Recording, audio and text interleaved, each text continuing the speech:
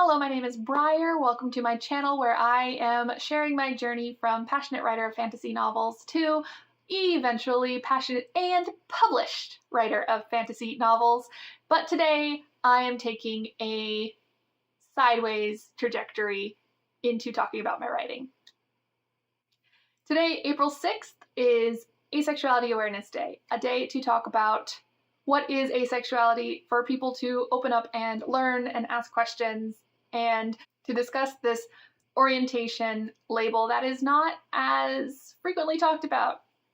Today's video is more a story about me as a writer, as a human, and how I came to identify myself as being asexual. For me, this is a very important day because when I was growing up, I didn't know that asexuality was an option.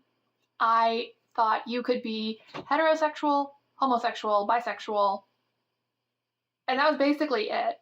In college, I learned about pansexuality and more different ways of looking at it like that, but it wasn't until I was 20 years old that I discovered asexuality was an option. So taking a step back, what is asexuality? Asexuality is a sexual orientation where you do not feel sexual attraction. There's different kinds of attraction that you can feel to people. There's another person and you want to have sex with them, that's sexual attraction. You want to be a couple with them and get married and things like that, and that's romantic attraction. You can really want to be friends with someone, platonic attraction. You can just look at someone and think that they're really, really pretty and have aesthetic attraction to people. And it's just so wide and varied world of how you interact with the other humans around you. But the first two are the ones that get talked about the most: sexual attraction and romantic attraction.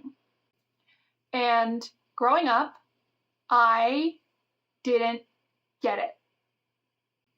I don't know why you would want to be with someone in any sort of long-term, consistent way. Like, I wanted to be friends with people, but that's about it. I've never felt like I wanted a long commitment with anyone because I never felt sexual or romantic attraction to people. And I don't really know how to explain it any better than that. I just never felt it. And I would read about it. I would see characters on TV like falling in love and declaring love for each other and doing all those grand romantic gestures and things. And it always felt fake to me because I couldn't imagine it. Now, how does this orientation affect my writing? Well, for a lot of my writing, I never really put in characters as love interests for my main characters. I feel like I can't write something that I don't understand. So I always gave them more of a focus on building family or building careers or getting to the end of a plot rather than having a romantic side story. And it wasn't until I was writing my very first novel that I ever finished, my young adult werewolf hunter, that I was sharing with other people, and I realized I'd introduced a character because my main character, Este, needed someone new that she was bouncing ideas off of. And so I created a new character for her, and it happened to be a man. And all of my writer friends who were reading this were like, oh, these two are such a cute couple. Are they going to get together? And it blew my mind that they were reading these characters as coupley in any way, because that wasn't the intention. They were just supposed to be friends.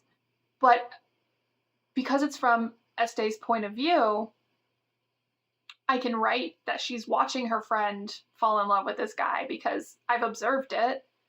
I don't have to get into the feelings of it because I don't know. But it's from her point of view, so how do I write her falling in love with this guy? Do I want to write her falling in love with this guy? Is that something that readers expect and want? And is that something that I want to write? And eventually I decided that no, I really don't.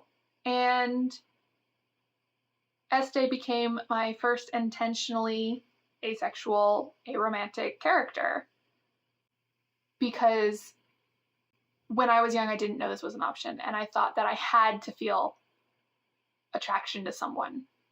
And I want characters in a fantasy novel to be able to be asexual and not have that be a defining character trait, not have that be a subplot in the story of this character determining that they're asexual or coming to terms with it or having to share that with so many people. So never in this story does Este come out and say that she is asexual or aromantic or any of those things. She just is.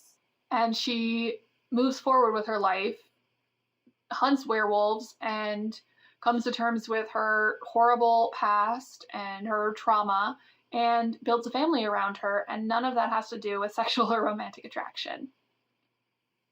But then I start to feel like I need to put that label on her as a character, because how else will other readers identify with her? Or, like, I've Googled and searched for asexual characters in fiction and tried to find books to read where the main character is asexual, not a side character, not a non-pivotal plot point for a character who we see maybe twice in a 7-book series. I want the point of view character to be asexual, because that at least assures me that this character is someone like me that I can relate to in that way. I don't know. So I guess for this Day of Visibility for Asexuality, what I really wanted to do is just put out there that I am asexual and aromantic. I don't feel any attraction beyond aesthetic or platonic attraction to people, and that's how I live my life. I'm trying to write a romance right now because I wanted to try my hand at it. So my Camp Nano story is a fantasy romance story, and it's weird because I don't know if what I'm describing is how other people feel attraction, because again, I don't know. But I'm still trying to figure out how I want to approach sexuality and romantic orientation in my fiction, because who I am as a person is very important to me, and I'm very comfortable with my own identity. I'm very comfortable with the identity of my characters. What I'm not comfortable with is slapping a label onto my characters and possibly creating expectations in readers that are not going to be there because it's not important to the character, to their story. It's just a part of them. And trying to find that balance in my writing. It's hard, and I'm still struggling with it, because asexuality is not something that's discussed a lot.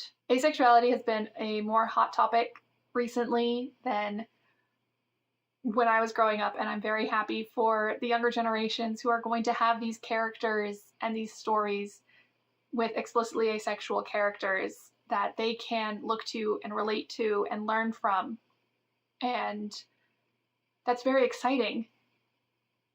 And I want my stories to be that, but I also don't want to label my characters and set an expectation that I'm not going to follow through on.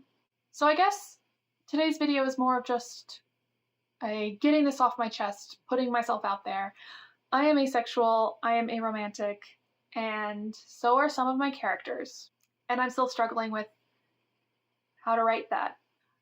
I don't really have any tips or tricks or anything to end this video with. I just have myself, my story.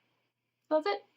So thank you for watching. I hope you have learned something about asexuality, aromanticism. There's going to be a list of links to learn more about what's going on in the world and how you can learn and support people who are coming to terms with their sexuality and romantic orientations.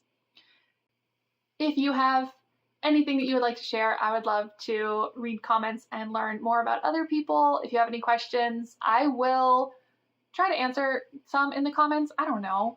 Like, today's video is different for me, so yeah, we'll just see how this goes. Thank you so much for watching, and on Monday, hopefully, fingers crossed, I will get back to my regularly scheduled rants about writing and my writing processes. Thank you.